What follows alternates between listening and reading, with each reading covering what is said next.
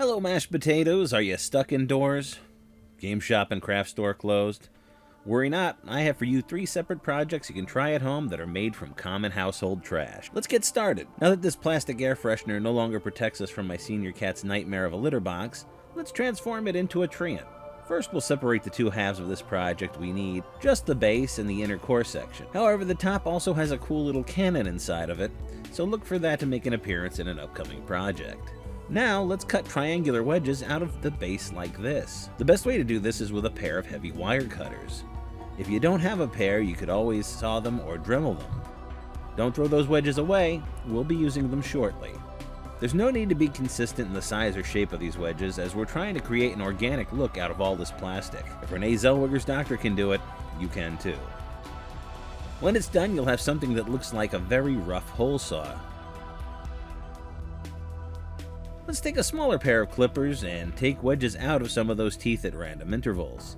Again, this is to enhance the organic appearance by breaking up the consistency of all those points.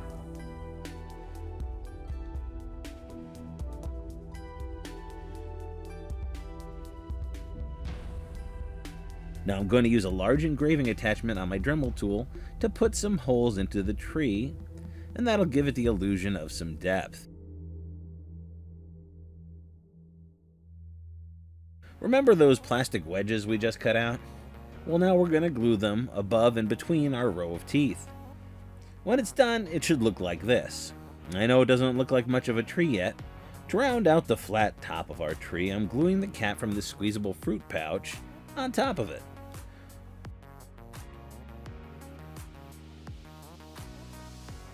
We can add bark to the tree trunk with a small hot glue gun.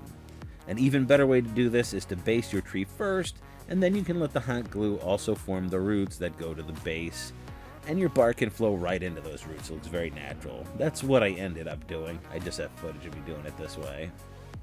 We're going to texture the leaves using some Rolatex paint additive and some acrylic paint. I thought I got some footage of myself applying this, but I didn't, so I'll just describe it again. Sorry, at some point I'll get footage of this. The stuff mixes into a consistency like cement. I then scoop it up with a small house painting brush and I just smear it onto the tree. I make it thicker where I need to, but generally I'm just trying to create a nice rounded tree top. Now, if you only want to make a tree, you can ignore this next section and just jump right to the painting. I decided to make it a treant, so I took the face off of this Happy Meal Joker mobile. I opened it up with my Dremel tool and then popped it off with a hammer and chisel. I then cleaned it up with my Dremel.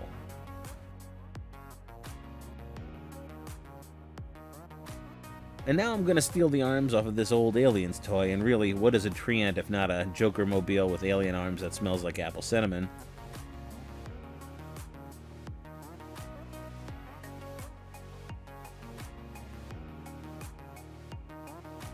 Let's glue the face and arms on with E6000, and then add a little hot glue to make them appear to blend in with the tree a bit more naturally.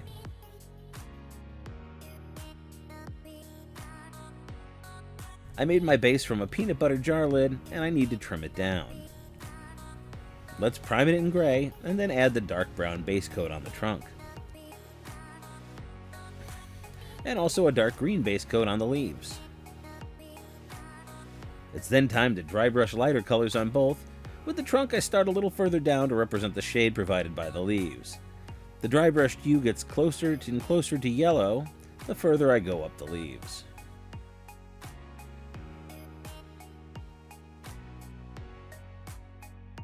I then apply a little Black Games Workshop wash to bring out some of the details in the face. I then paint in the face. I add a little PVA glue to the base and spread it around with a craft stick, being careful to avoid the roots. I then take it outside to sprinkle some grassy flock onto it. Photos of this finished product are at the end of the video. Our second project is terrain for playing any kind of RPG set in the modern day or future, where you'll find yourself in some kind of military-style base. I'm going to help you facilitate that on the tabletop by showing you a functional and easy to construct blast door. You're going to need 3 semicircles of corrugated cardboard to make this work. The easiest way to get these is to trace a coffee can or big jar of peanut butter, and then cut out and bisect your circle. You're going to make a sandwich with your cardboard semicircles. The meat of the sandwich is going to contain your door, so you can make a cut all the way through this to create that door. All three of these pieces will be used in the final product, but only the two side pieces will be glued into place. Here you can see the two door frames that are going to be the slices of bread in our sandwich. We cut it just as wide as the door, but we leave a little bit of connecting cardboard on top and in between. We want our frames to be just one piece when we've got that section cut out. Using some hot glue, I'm going to put our sandwiches together, keeping everything as lined up and neatly as possible. We now have a door that opens and closes, and that allows you to raise it up partially too. The next step is to place this on a base. I'm using more cardboard and hot glue for this, but any flat material could work. There, that's much sturdier. I'm using a square plastic gem bead to act as a control panel. Any square piece of material would work, and if you have a resin printer, you could get quite fancy with it.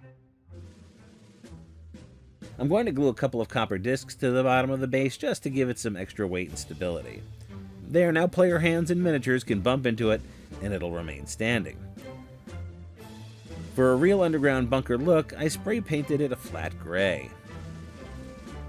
With a ruler and pen, I'm going to draw a molding for the wall and some hazard lines for our door.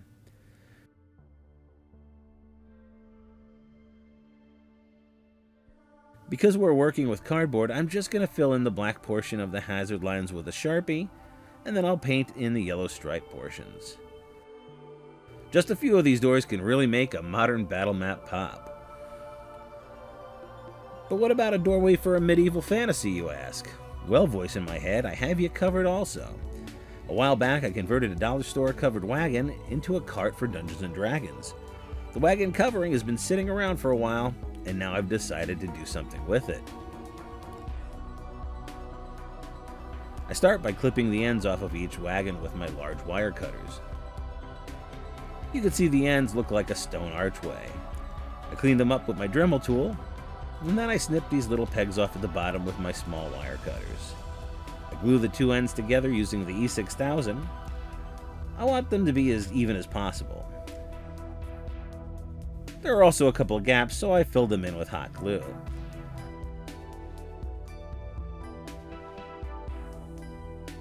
I then make a series of perpendicular lines of glue all over the top, trying to connect between the two bricks on either side.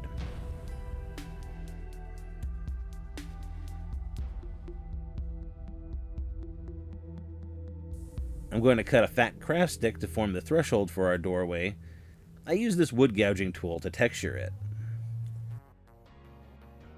I hot glue that threshold into place and take it all outside for a gray primer spray. Back inside, we apply the Games Workshop black wash to the entire model. When that dries, I hit the highlights using downstrokes with some lighter gray dry brushing. Before we look at today's finished products, I have a quick crafting tip for you. If you ever worked with Games Workshop washes, you know the heartbreak of knocking one of these pots over. It's not hard to do, and the thin nature of the wash means it splashes right out and into your tablecloth. To deal with this, people are 3D printing out wash holders, and that's great. I have an even easier solution. I put mine into these caps that came with cans of spray paint.